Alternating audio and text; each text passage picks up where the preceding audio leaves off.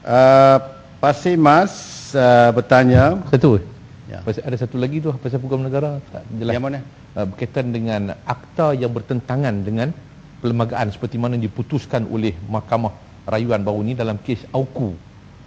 Jadi saya tanya tadi, kenapa peguam negara tidak pernah menyemak akta-akta yang jelas bertentangan dengan perlembagaan? Ini baru ni kan kes Mahkamah Persekutuan terhadap 4 orang mahasiswa. Telah pun diputuskan bahawa peruntukan itu bertentangan dengan perlembagaan negara. Jadi saya tanya, kenapa peguam negara tidak mengambil tindakan terlebih awal sebelum daripada mahkamah memutuskan kalau itu bertentangan dengan perlembagaan? Itu satu. Yang keduanya, saya minta tadi saya raya bahawa tak wajarlah mahkamah program pihak kerajaan merayu kepada Mahkamah Persekutuan dalam kes tersebut, kerana ini untuk kepentingan masa depan negara kita, untuk melihat bahawa kita memberikan kebebasan kepada mahasiswa dan sebagainya. Tuan Mengerusi, satu perkara yang kita kena ingat di sini iaitu bahawa badan yang membuat undang-undang itu ialah parlimen kita, ya. Jadi setiap kali apabila sesuatu undang-undang itu, ya, hendak dilaksanakan, sudah tentu perkara yang pertama yang diambil kira oleh pejabat peguam negara ialah sama ada undang-undang itu bertentangan dengan perlembagaan Malaysia. Itu pertama. Dia punya SOP dia, mana juga undang-undang, rang undang-undang yang nak dijadikan sebagai undang-undang, yang pertama sekali ialah dianya jangan bertentangan dengan perlembagaan Malaysia. Maka oleh kerana itu, ia menjadi satu rang undang-undang AUKU dan dibahaskan di dalam Dewan, dan dia menjadi undang-undang. Pada hari ini. Jadi persoalannya di sini ialah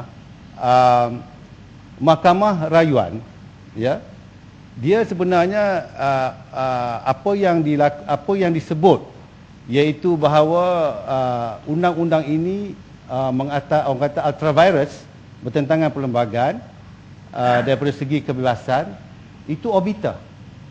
Orbiter maksudnya itu pandangan dia. Tetapi undang-undang itu wujud. Undang-undang itu sudah ada. Jadi sama ada dia good law ke bad law ke, tapi dia undang-undang. Jadi sebab itu saya tidak mahu mempertikaikan keputusan yang dibuat oleh mereka. Cuma saya percaya itu bahawa perkara yang kita harus lihat ialah kondak 4 orang pelajar itu, adakah dia melanggar undang-undang yang sedia ada ataupun tidak. Soal akta itu mengatasi dianggap sebagai melebihi daripada ultra-virus kepada perlembagaan, itu pandangan mahkamah. Dan saya percaya iaitu pihak peguam negara akan merayu kes ini. Tetapi kita take note, kita ambil maklum, ada pandangan mahkamah yang mengata Mahkamah Rayuan ini mengatakan bahawa dia ultra-virus. Tapi akta ini dia masih lagi akta. Dia tidak terbatal semata-mata kerana ada keputusan atau pandangan mahkamah yang mengatakan bahawa AUKU itu ultra-virus. Tidak. Ya? Dia tidak membatalkan. Seperti juga macam kes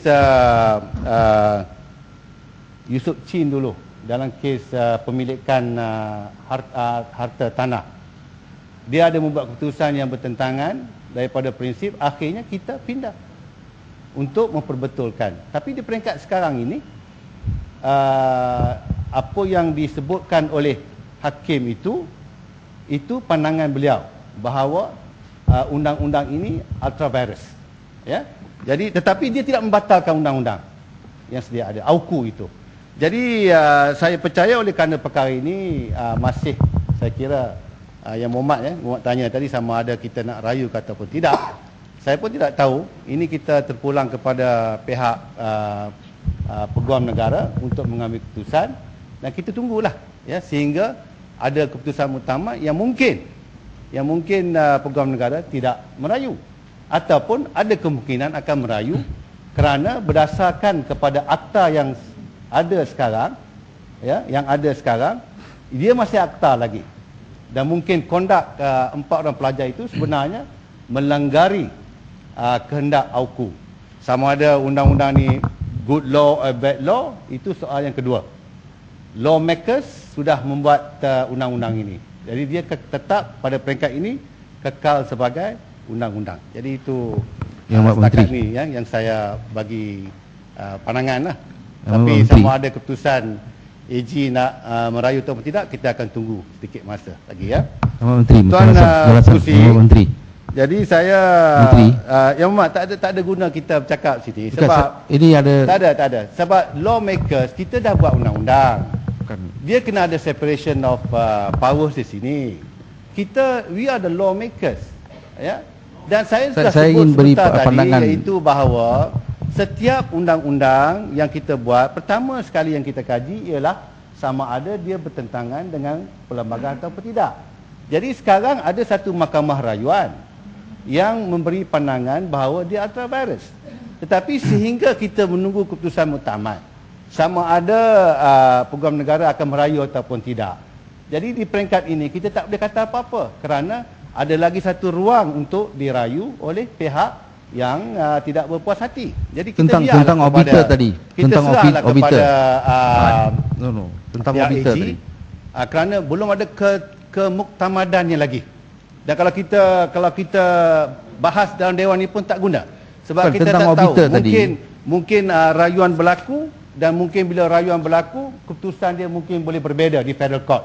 Jadi saya tidak berhajat untuk berbahas panjang. Cuma untuk memberi pandangan di sini itu bahawa saya tidak boleh memberi penentuan di sini sama ada akan dirayu atau tidak. Saya tidak boleh. Ya, baik. Ya?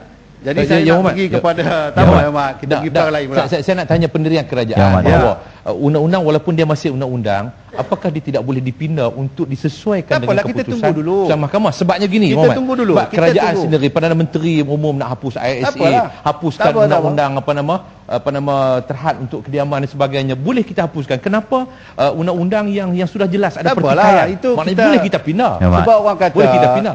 Saya bukan minta dihapuskan AUKU keseluruhan, tapi pindah pada kelos-kelos tertentu oleh kerajaan pada peringkat ini. Tapi apa yang akan berlaku di masa akan datang saya tidak tahu. Tapi pada hari ini kita tunggulah apakah keputusan yang dibuat oleh pihak peguam negara.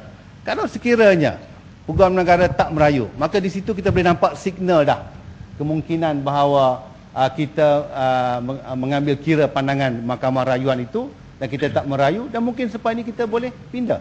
Tapi kita tunggulah dulu. Tapi Menteri, Menteri Orbiter tu yang tadi Menteri mengatakan tidak betul Menteri. Orbiter, what you said about Orbiter is not right. Perkara ini yang kita nak lakukan, dia apabila sampai ke satu tahap ianya akan dilakukan, dia akan lakukan.